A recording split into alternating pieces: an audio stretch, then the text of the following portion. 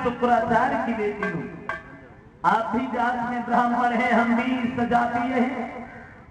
आप हमारे साथ शादी कर ले। कच कहने लगा तुमको बिल्कुल अज्ञान हो, गुरु की लड़की हो और गुरु की लड़की बहन होती है।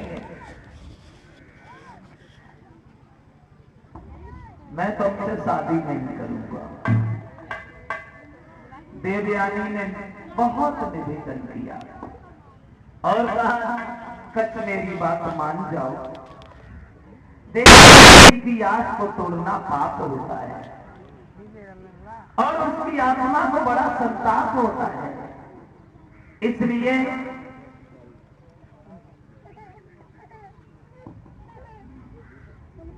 देखिए देवयानी इतनी पागल बनी,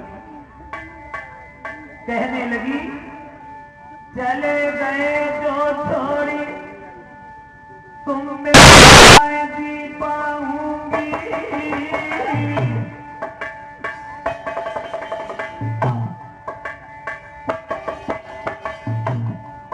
अरे चले गए जो छोड़ी तुम मेरे जी पाऊंगी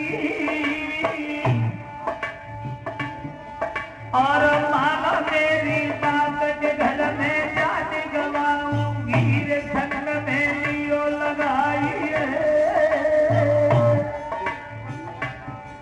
और ये अपने आंगन में चल के कर लियो सगाई है।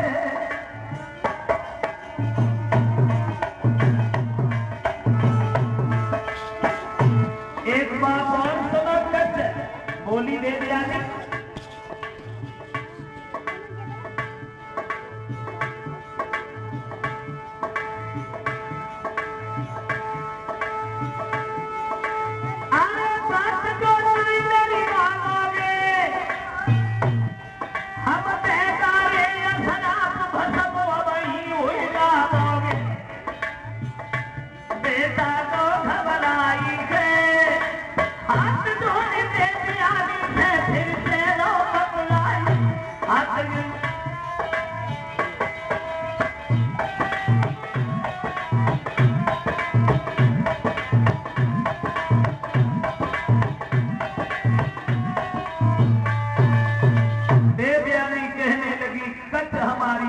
समझने की कोशिश करो। किसी की आस को तोड़ देना भी पाप है। इसलिए तुम हमें अपने साथ भी चलो, मैं तुम्हारे साथ रहूंगी, जीवन बिताऊंगी, जो कुछ घर में मिलेगा उसे खाऊंगी, लेकिन तुम्हारे बिना नहीं जी पाऊंगी। कच कहने लगा कितनी बार कहें तुमसे, कैसे समझाऊं मैं तुम्हें, क्योंकि गुरु की लड़की बहन होती है और बहन के साथ में भाई का विवाह ऐसा तो कभी हो ही नहीं सकता।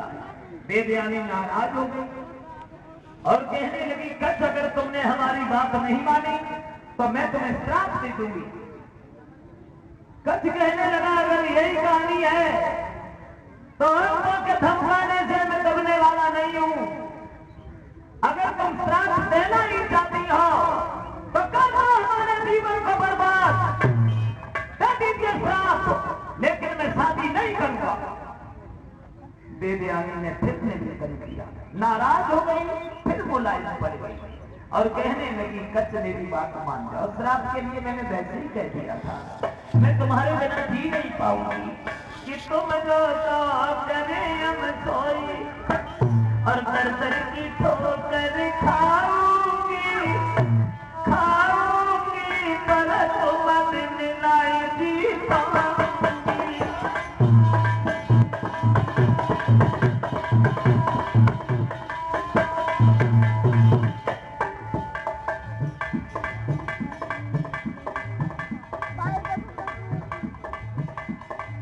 पागल हो गई वो लड़की, अरे तुम जो तो करे हम सोई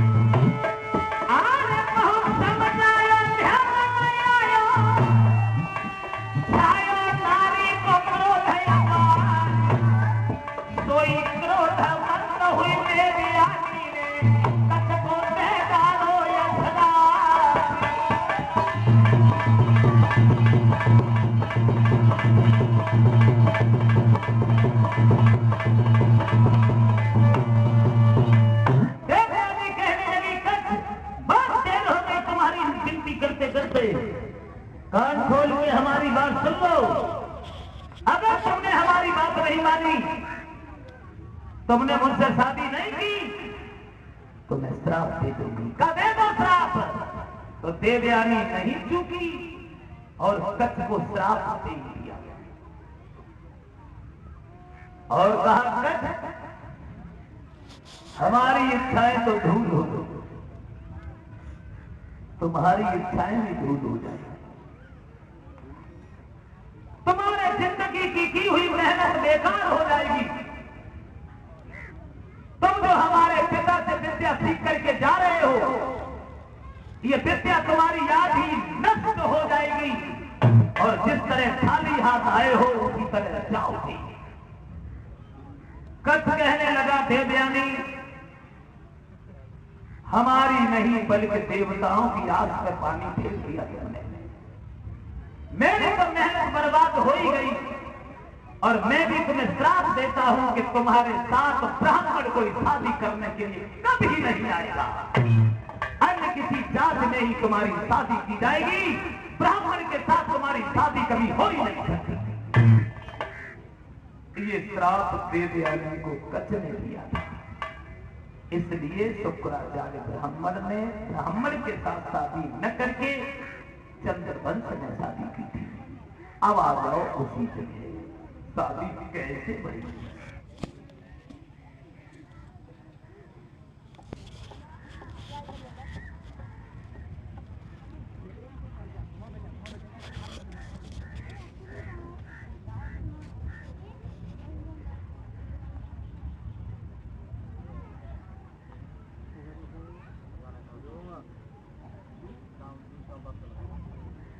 शुक्राचार्य के जो शिष्य था बृहस्पति, इसकी लड़की शर्मिष्ठा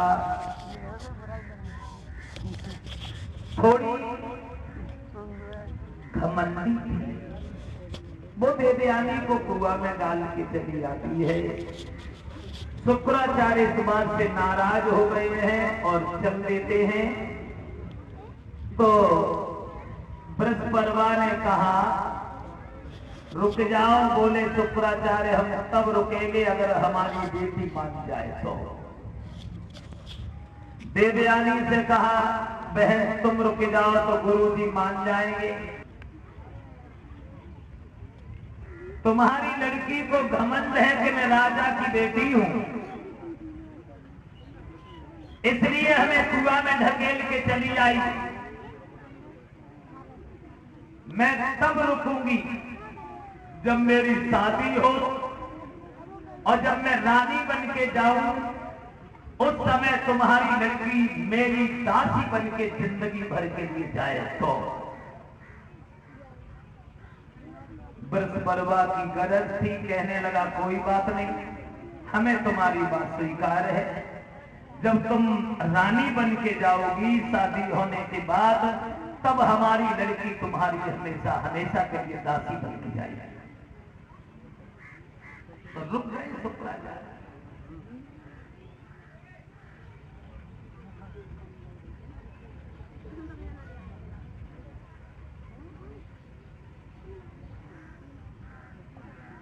और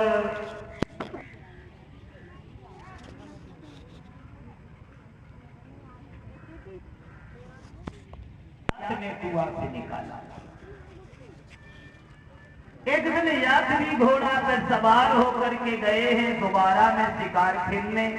देवयानी मिल जाती है और बार बार निवेदन करती है कि हमारे पिताजी ने तुम्हें बुलाया है, तुम मेरे साथ घर पे चलने चलो। क्योंकि उन्होंने पूछा था कि तुम्हें कुआं में से किसने निकाला।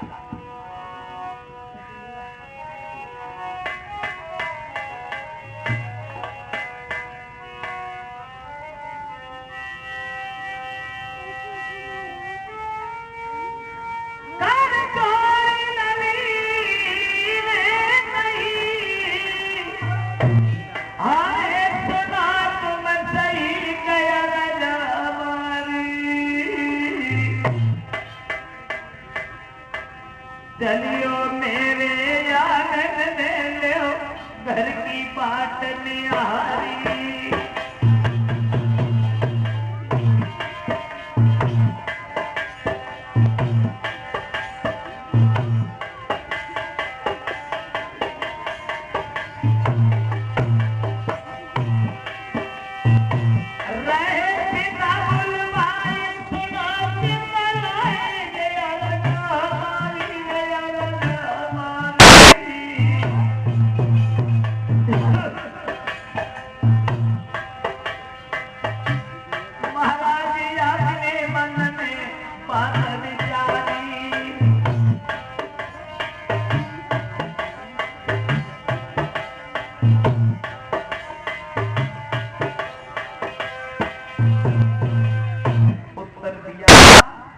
पिताजी घर पे बुला रहे हैं, तुम मेरे साथ चलो। उन्होंने बार बार ये सवाल किया है कि तुम्हें कुआं से किसने निकाला है।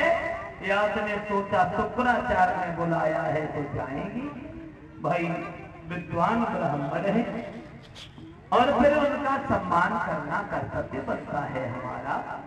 चलते यानी कि घोड़ा पे सवार